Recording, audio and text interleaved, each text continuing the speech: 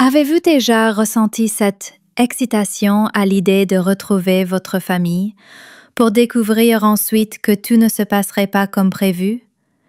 Hiver 2023. Les rues de Lyon brillaient sous les guirlandes de Noël, tandis qu'Élodie sortait précipitamment de son atelier de climatisation dans le 2e arrondissement. Le vent glacé lui fouettait le visage, mais rien ne pouvait atténuer l'euphorie qui montait en elle. Pour la première fois depuis des années, le travail était bouclé avant les fêtes, ses employés compétents, les contrats majeurs signés en avance. Dans le coffre de sa voiture, elle avait soigneusement rangé une bouteille de Saint-Émilion qu'elle savait que sa mère adorerait. Cette année, Élodie était convaincue que le réveillon de Noël serait différent. Fini les interventions d'urgence en pleine nuit, les fêtes gâchées par le téléphone qui sonne pour un chauffage en panne. Elle s'imaginait déjà la famille réunie autour de la table, son père débouchant la bouteille, sa mère servant la dinde rôtie, et elle, avec Camille, sa sœur, décorant le sapin dans le salon. Rien qu'à cette pensée, son cœur se réchauffait malgré le froid mordant. En rentrant à son petit appartement près de la place Bellecour, elle s'arrêta chez son pâtissier favori pour acheter une bûche au chocolat, contribution gourmande au repas familial. Chaque détail comptait, chaque geste était un espoir que cette fois, elle serait accueillie comme une pièce maîtresse de la famille, pas comme une ombre en retrait. Élodie ignorait encore que cette joie fragile serait bientôt brisée. Mais à cet instant, bercée par le carillon des églises résonnant sur les pavés de Lyon, elle ne ressentait qu'une pure et sincère impatience de rentrer chez elle. Le téléphone sonna au moment où Élodie posait la bûche au chocolat sur le plan de travail. Voyant « Maman » s'afficher à l'écran, elle sourit, s'attendant à une conversation joyeuse sur le menu, les cadeaux ou l'heure du dîner. « Bonsoir, maman » lança Élodie d'une voix enjouée. Mais à l'autre bout, seul un silence hésitant lui répondit. Pendant ces quelques secondes suspendues, son sourire commença à vaciller. Puis la voix de sa mère résonna enfin, dénuée de la chaleur habituelle, teintée d'une froideur nouvelle. « Élodie, ma chérie, je pense qu'il vaudrait mieux que tu n'assistes pas au dîner de Noël cette année. » Élodie resta figée. La bûche faillit lui glisser des mains. « Quoi ? Pourquoi ? J'ai tout préparé ?» Camille, son petit ami, amène sa famille. Ce sont des gens très distingués, très influents. Maman pense que ce serait plus simple s'il n'y avait que la famille proche. Chaque mot était comme une lame s'enfonçant dans le cœur d'Élodie. Elle émit un rire bref, sans joie. « Maman, je ne fais pas partie de la famille proche, peut-être ?»« Bien sûr que si », se hâta de répondre sa mère, la voix tremblante, peu convaincante.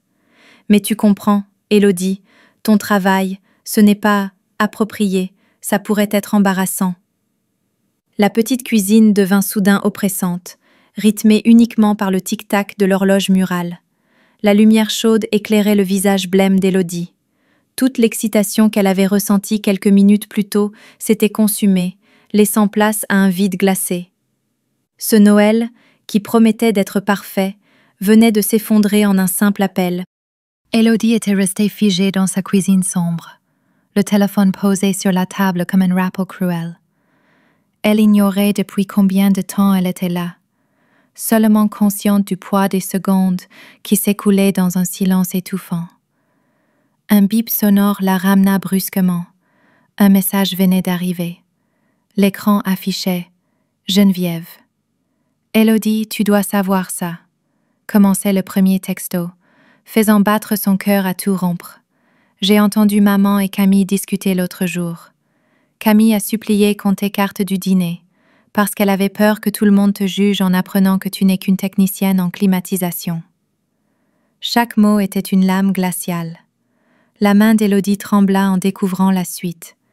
Camille a dit textuellement « Je ne veux pas qu'il pense qu'on vient d'un milieu ouvrier. » Elle ne voulait pas qu'il croie que sa famille est issue de la classe populaire. La vue d'Élodie se troubla, sans qu'elle sache si c'était à cause des larmes ou de la colère bouillonnante. Ce n'était donc pas une histoire de dîner plus formel, ni de famille proche. Tout n'était qu'une mise en scène pour l'exclure, par honte, après toutes ces années où elle s'était épuisée à financer les études de sa sœur. D'un coup, des souvenirs la frappèrent. Les invitations jamais reçues pour les événements universitaires, les conversations éludées quand des amis demandaient des nouvelles de la famille, ou le malaise palpable dès qu'Élodie évoquait ce petit ami qu'elle n'avait jamais rencontré. Tous ces fragments se rejoignaient pour former une vérité brutale. Camille était honteuse de sa propre sœur. Élodie laissa tomber son téléphone sur la table comme s'il pesait une tonne. Dans son esprit, les souvenirs se précipitèrent, la ramenant à chaque instant où elle avait été reléguée à l'ombre. Elle se rappela du jour où Camille avait obtenu son master à Paris.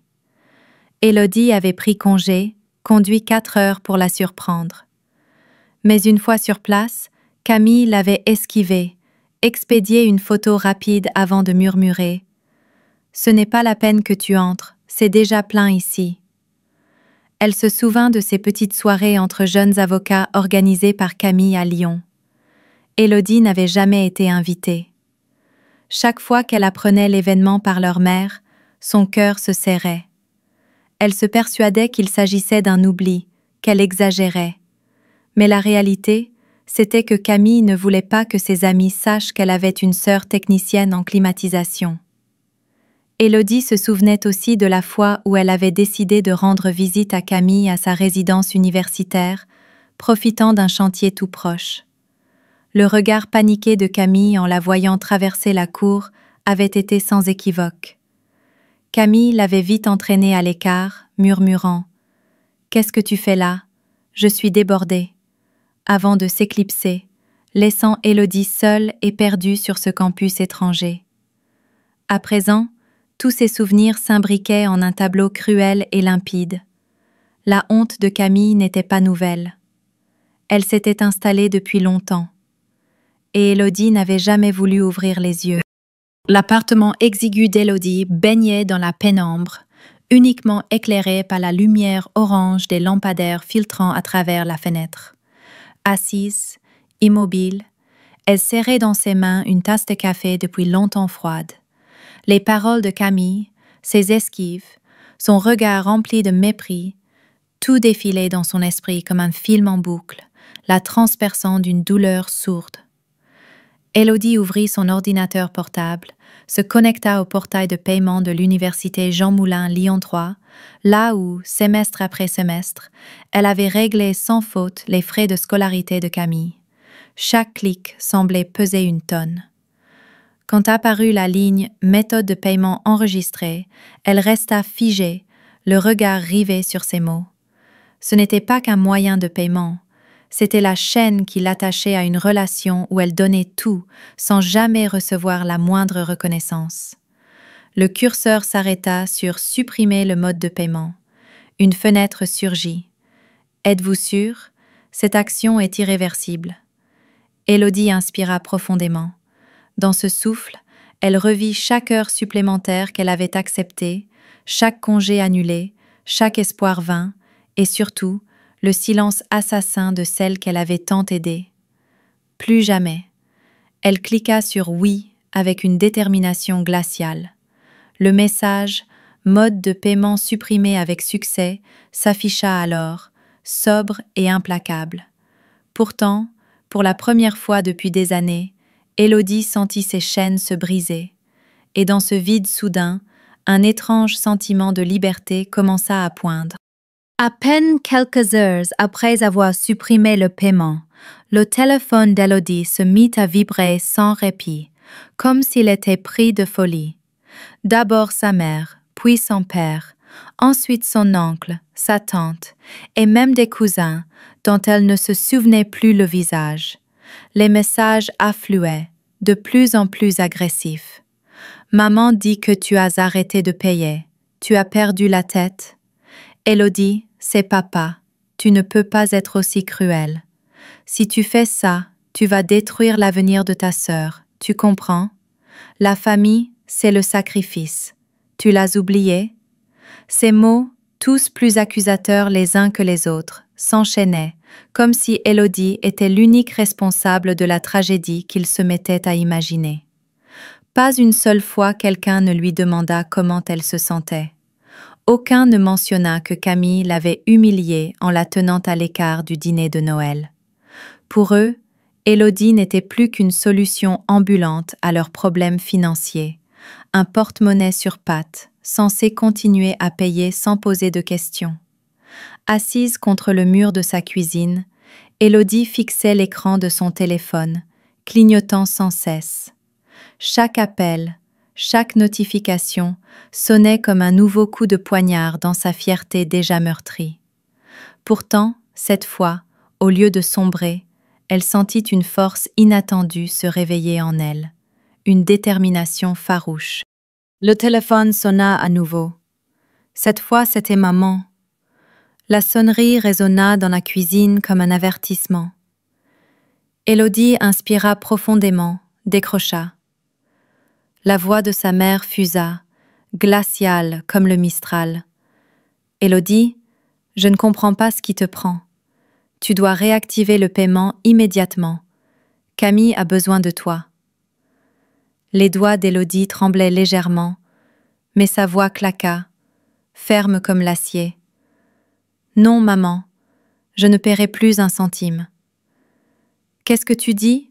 s'étrangla sa mère, la douceur habituelle envolée. « J'ai déjà assez donné, » articula Élodie, chaque mot résonnant comme un coup de marteau. « J'ai payé ses études pendant des années, sacrifié mon temps, mon énergie, ma vie, pour que Camille ait toutes les chances. Et qu'est-ce que j'ai reçu? La honte, le mépris, une exclusion déguisée du dîner de Noël. » Un silence lourd s'installa à l'autre bout du fil, avant que sa mère ne reprenne d'une voix faussement adoucie, imprégnée de chantage affectif. « Élodie, tu dramatises. Dans une famille, on doit savoir pardonner, se sacrifier. » Un rire bref, glacé, échappa à Élodie. « C'est drôle, maman. La famille ne parle de sacrifice que quand c'est moi qui dois m'y plier. Quand on m'humilie, quand on m'efface, qui m'a défendu?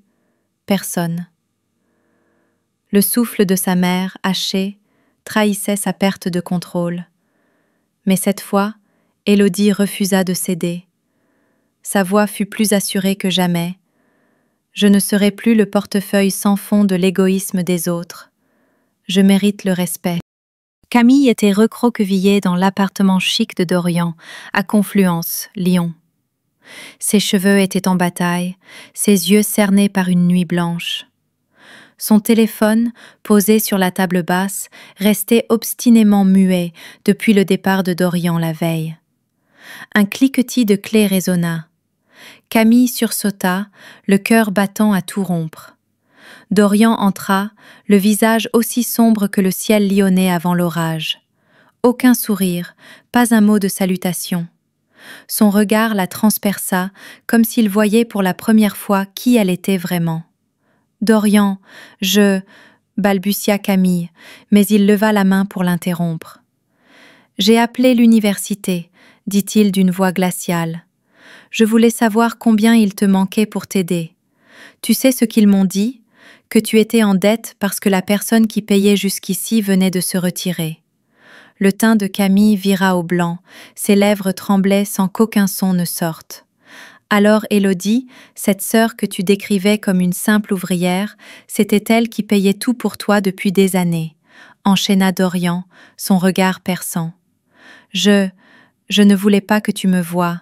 Faible, » tenta Camille, sa voix tremblante. Dorian émit un rire bref, sans joie. « Non, tu ne voulais pas que je voie la vérité. Tu voulais que je pense que tu venais d'une famille irréprochable. » Il secoua la tête, ses yeux remplis d'un désespoir glacé. « Je ne peux pas rester avec quelqu'un qui ment à ce point. »« Dorian, non !» hurla Camille, mais Dorian lui tourna le dos, sa voix tombant comme un couperet. « C'est terminé. » La porte claqua, laissant Camille s'effondrer au sol, haletante, réalisant pour la première fois qu'elle avait tout perdu. Camille était recroquevillée sur son lit. La nuit glaciale de Lyon s'infiltrant dans sa chambre par les interstices de la fenêtre. Son téléphone, serré dans sa main, restait désespérément silencieux. Elle avait appelé Dorian des dizaines de fois, n'obtenant que le répondeur monotone. Poussée par le désespoir, elle se précipita sur son ordinateur, se connecta au portail étudiant, son cœur s'arrêta en voyant le message en rouge. Avertissement final. Votre inscription sera annulée sous 72 heures en cas de non-paiement. Camille se jeta alors dans une frénésie de demandes de prêt, sollicitant toutes les banques qu'elle connaissait. Les réponses tombèrent presque instantanément. Demandes refusées. Chaque refus était un coup de massue brisant un peu plus son dernier espoir. Ses mains tremblaient lorsqu'elle composa le numéro d'Élodie, accrochant son salut à cet ultime appel. Mais l'écran afficha aussitôt « L'utilisateur vous a bloqué ». Les yeux écarquillés, le souffle court, Camille sentit le sol se dérober sous elle. Son monde s'effondrait, la laissant ensevelie sous les décombres de ses propres mensonges. Plus de Dorian, plus de paiement pour ses études, plus de famille prête à la protéger. Camille resta là, la tête enfouie dans l'oreiller, goûtant pour la première fois le vrai sens du mot « perdre ». Un matin gris sur Lyon. Élodie était concentrée sur la relecture d'un contrat avec un client lorsque des coups furieux ébranlèrent la porte de son agence située en presqu'île. Le bureau entier se figea. Employés et clients levèrent les yeux, choqués, en voyant Camille surgir, les cheveux en bataille, le visage rougi par la colère, le regard brûlant de rage. « Élodie !» hurla Camille, sa voix résonnant dans la pièce. « Tu es contente maintenant ? Tu as détruit ma vie. Tu voulais que je sois expulsée, abandonnée, humiliée devant tout le monde ?» Les jeunes employés échangèrent des regards inquiets. Un client âgé recula d'un pas, et l'atmosphère se tendit comme un fil prêt à rompre. Élodie resta droite, le cœur battant, mais son regard ne trembla pas. Elle comprit instantanément. Camille n'était pas venue pour s'excuser, mais pour l'accuser, encore, toujours. Camille s'avança jusqu'au bureau, frappa du plat de la main sur le bois. « Tu te prends pour qui pour oser ruiner mon avenir ? Tout le monde ici doit savoir. Cette femme est une égoïste, sans cœur. » L'air semblait devenir irrespirable, comme si tout Lyon s'était condensé dans ce bureau, suspendu à l'issue de cet affrontement. L'air dans le bureau était si tendu qu'on aurait cru entendre le moindre battement de cœur. Employés et clients retenaient leur souffle, fixant Élodie et Camille, jusqu'à ce qu'Henri, le technicien le plus ancien, fidèle compagnon d'Élodie depuis plus de 10 ans, rompe le silence. Il se leva calmement de son poste au fond de la pièce, s'avança avec une assurance tranquille jusqu'à Camille. « Madame », dit Henri d'une voix grave, posée mais d'une fermeté implacable qui glaça toute la salle. « Je pense qu'il est temps pour vous de partir. » Camille se retourna brusquement, le regard enflammé. « Et vous, qui êtes-vous pour me dire ça ?» Henri resta impassible, son regard doux devenu soudain dur comme la pierre. « Je suis celui qui a vu mademoiselle Élodie se sacrifier chaque jour pour sa famille, et qui vous a vu, vous, profiter de sa générosité encore et encore. » La bouche de Camille resta ouverte, sans un mot. Ses yeux cherchèrent un soutien autour d'elle, mais les employés baissèrent les yeux, et les clients détournèrent le regard. Ce silence unanime était plus éloquent qu'un millier de reproches. Elle n'avait plus personne de son côté. À peine Camille eut-elle quitté les locaux, qu'une avalanche d'appels s'abattit sur le téléphone d'Élodie. Messages, sonneries, messages vocaux, tout venant de numéros connus. Sa mère, son père, ses oncles, ses tantes, et même des cousins lointains qui n'avaient pas pris de ses nouvelles depuis des années. « Élodie, pense à l'avenir de ta sœur. Tu es en train de détruire la vie de Camille. Tu t'en rends compte ? Dans une famille, on doit s'entraider. Pourquoi es-tu devenue si égoïste ? L'argent que tu gagnes appartient à la famille. Tu l'as oublié ? » Chaque mot claquait comme une gifle, ravivant de vieilles blessures. Mais cette fois, Élodie n'avait plus envie d'écouter. Personne ne lui demandait comment elle se sentait. Personne n'évoquait l'humiliation qu'elle avait subie. Il ne pensait qu'à Camille, comme si Élodie n'était qu'un simple bouet de secours. Elle coupa la sonnerie, posa son téléphone face contre table. En regardant par la baie vitrée, elle vit Lyon sous un ciel gris, mais elle se sentit soudain plus légère. Elle savait qu'elle venait de refuser le rôle de sauveuse que sa famille voulait lui imposer, et qu'elle ne le reprendrait plus jamais. La sonnerie de son téléphone continuait de vriller l'air, insistante, comme si elle voulait briser toutes les barrières qu'Élodie s'était érigées. Un instant, elle fut tentée de répondre, de se justifier, de crier qu'elle souffrait aussi. Mais elle inspira profondément, sentant naître en elle un calme inattendu. Elle déverrouilla son portable et bloqua un à un chaque numéro, sa mère, son père, ses oncles, ses tantes.